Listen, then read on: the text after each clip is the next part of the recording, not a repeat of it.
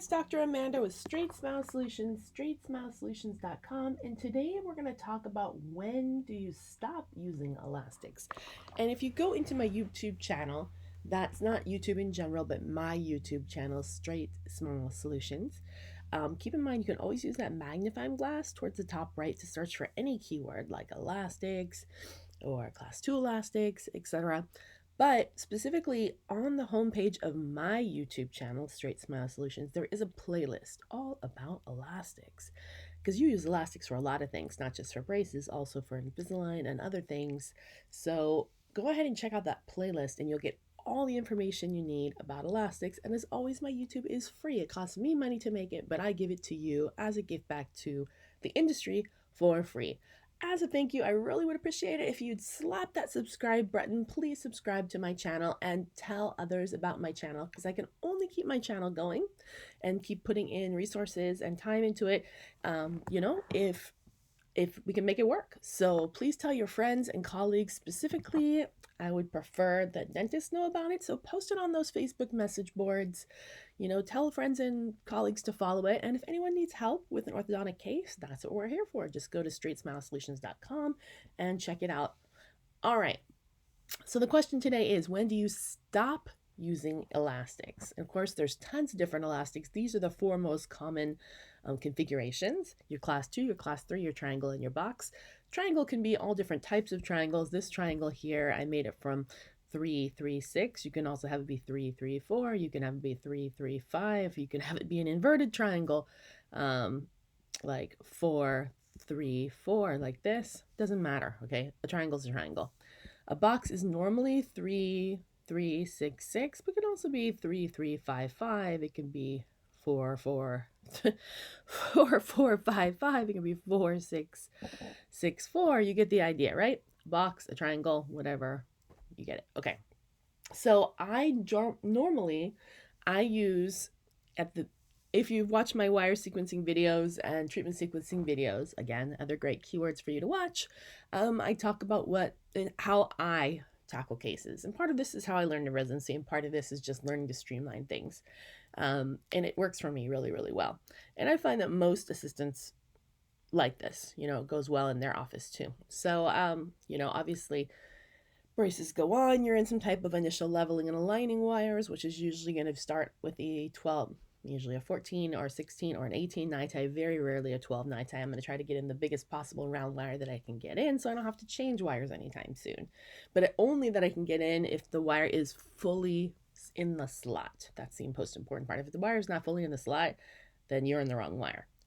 Especially if you're trying your best with one of those ligature directors or a figure 8 or a steel tie or whatever. Okay, so you get the idea. So you're on your initial wire, whatever that is.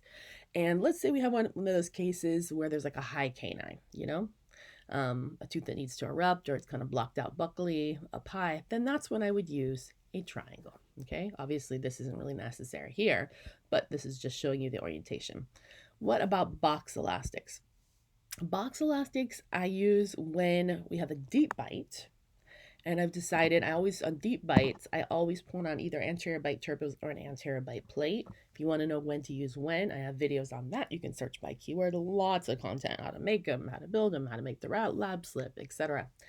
Then when you do that, you're going to have a posterior open bite once you place those appliances or auxiliaries in. And that's when I use the box elastic to help to settle the curve of SPE in the back.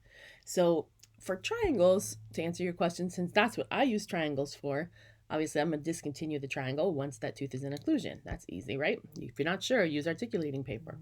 For boxes, I'm going to discontinue. It depends on how big you've made the ramps or how big you've made how thick the lab has stacked the acrylic on the bite turbo.